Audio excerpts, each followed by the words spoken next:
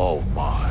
A UFO has crashed in my backyard, has taken out my azaleas, and destroyed my bird bath. When you talk like that, it makes them all take us less seriously. Oh, good Christ, what is that? You remember the spaceship? This is the little man who came out of it. He's got to be a secret. Don't tell anybody. Thank you for the picture. He hands them to me all the time. Maybe he's trying to tell you something. Dad, come on. I'm worried. What you have said has not been normal. I'm okay. How can you say that when you're buying apples for an alien? The government is searching for a security satellite that crashed. Any moment we waste is a moment they can discover him. You've seen the movies. You know what happens to these guys when they fall to earth. I am pleased that you decided to tune in to Night News. Remember to watch more videos. Unlike and subscribe for more great content. Jules. Milton Robinson is a 79-year-old widower who lives by himself. He has lived alone all his life. He is assisted by his daughter and makes it a habit to regularly attend meetings of the city council. One day, a spaceship crash lands in his lawn, and a little humanoid extraterrestrial emerges from the wreckage. He makes several attempts to gain assistance, including calling the police and his daughter and bringing it up at a meeting of the city council, but he is dismissed as being elderly each time. Milton invites the nonverbal extraterrestrial into his home and behaves toward him as if he were a guest. Despite offering the extraterrestrial an assortment of foods on a tray, Milton quickly learns that the extraterrestrial only consumes apples and water. Sandy, a neighbor and acquaintance, drops by and sees the extraterrestrial. She advises Milton that they ought to conceal it from others for the creature's own protection. Another elderly woman named Joyce also makes the discovery of the alien. The extraterrestrial being gets started on repairing his ship, but it does not appear that he is making significant headway. After hearing about her father's antics, Milton's daughter tells him to get a mental evaluation. At the evaluation, they are informed that Milton's faculties are rapidly deteriorating and that they should consider placing him in an assisted living facility. This makes him angry, and he rushes out of the room.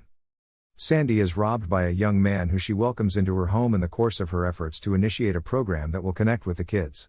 The man grabs her and makes an effort to strangle her when she says that she will contact the police. However, the extraterrestrial, whom they name Jules, sees a vision of the events and uses her telepathic abilities to cause the man's brain to burst.